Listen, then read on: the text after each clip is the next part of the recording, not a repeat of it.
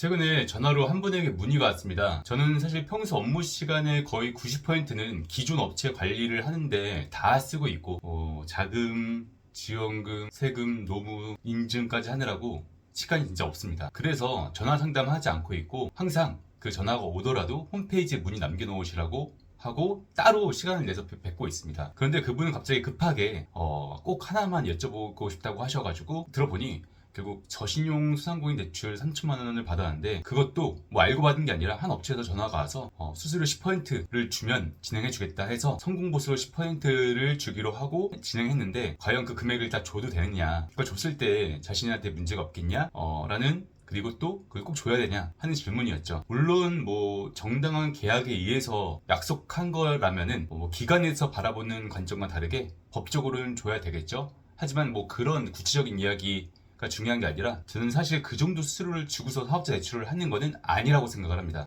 그리고 뭐 그거에 대한 물론 뭐 해결할 방법과 내용도 따로 있긴 하지만 일단 그렇게 10%의 비용을 주고서 수수료를 주고서 대출하는 거는 정말, 물론 특이사항으로 뭐 그럴 수 있는 상황도 생길 수 있겠지만 그 정도 비용은 사실 아깝다고 생각을 합니다. 그리고 이게 바로 사업자 대출을 망치는 첫 번째 실수라고 생각을 합니다. 바로 정책자금을 과도하게 큰 수수료와 비용을 주고 받으려고 하는 것이죠. 일단 돈이 급한 분들은 대출만 나오면 모든 문제가 해결되거나 어떻게든 급한 건을 해결할 수 있을 것이라고 생각을 합니다. 그런데 사실 융자는 결국 갚아야 하는 거죠. 과도하게 지불한 수수료는 결국 회사에 부담이 되고 사업자 대출을 통해 그 부분은 대표님이 생각한 만큼 회사의 이득을 가져올 수도 없습니다. 그래서 오히려 과도하게 지출된 수수료를 통해 손해만 있을 뿐이죠. 그래서 결과적으로 손해보는 경우가 생기니 절대 급하다고 함부로 계약하시지 마시고, 만약 계약을 한다면 계약 조건과 상황을 정말 꼼꼼히 따져보고 정말 내가 그 돈을 지불할 만큼 아깝지 않은가까지 생각을 하시고 계약하시길 바랍니다. 그리고 가장 좋은 건 급하기 전에 준비를 하시는 거죠.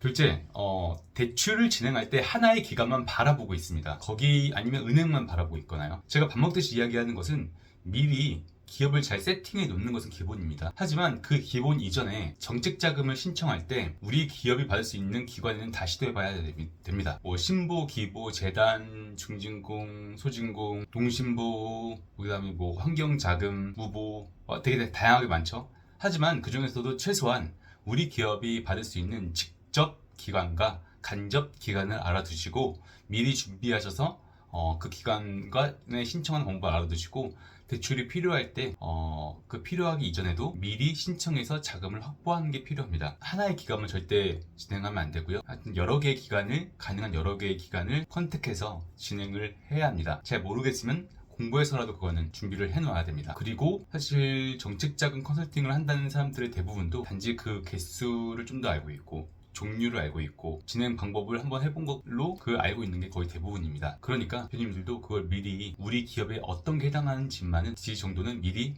알아두시길 바랍니다. 그래서 결국 여러 개의 자금을 같이 진행해야 되겠죠. 그리고 그렇게 해야 되는 이유는 결국 자금은요, 평가가 들어가는 요소가 있으니 변수가 생기니 항상 그렇게 준비를 하셔야 합니다. 셋째, 대출 이자도 제대로 관리를 안 하고 있습니다. 이게 참 사소한 건데 이것 때문에 다된 밥에 콧밥 때리는 경우가 있습니다. 정말 나도 모르게 2, 3만 원을 뭐 3, 4일 연체하고 한 그런 이력 때문에 이제 2, 3억이 안 되기도 하는 거거든요. 심지어 기관 사람들도 아쉬워할 정도로 안타까워하는 경우도 있어요. 그렇지만 심사 기준인 연체 일수 평가 때문에 대출을 못 받게 되는 것입니다. 그래서 항상 말씀드리는 것이 이자 나가는 계좌를 주계좌로 바꾸든지 그게 안 된다면 나가는 계좌에서 최소 6개월치의 이자가 나갈 수 있도록 준비를 해 두셔야 합니다. 그리고 대출의 액수, 금액, 나가는 통장의 종류 등은 정리를 잘 해 두셔야 합니다. 꼭. 오늘은 간단하게 정책자금과 사업자 대출을 망치는 3가지 요소를 알아봤습니다. 이 3가지만 조심하셔도 관리를 그래도 잘하고 계신 겁니다. 그리고 추가로 말씀을 드리자면 각종 인증이나 정책 친화 요소들을 다른 기업들이 바보라서 뭐 비싸게 준비하고 있거나 아니면 바보라서 미리 준비하고 있는 게 아닙니다. 그만큼 정책적, 세금적 큰 효과가 확실히 있거든요. 비록 제가 사업자 대출로 영상을 많이 찍고 있지만 그리고 그건 반응이 오기 때문이고요. 다른 챙기고 준비할 만한 것들이 훨씬 많고 그걸로 인해서 이득을 볼 수 있는 기업들이 대부분입니다. 그러니 이 영상을 보신 대표님들은 꼭 사업자 대출의 그 3가지 요소를 준비하고 미리 조심하시고, 그리고 미리 준비할 수 있는 인정, 가점 요소, 연구소 그런 등은 미리 꼭 준비를 해두시길 바랍니다. 끝까지 봐주셔서 감사하고 지금까지 해결사 김정희였습니다.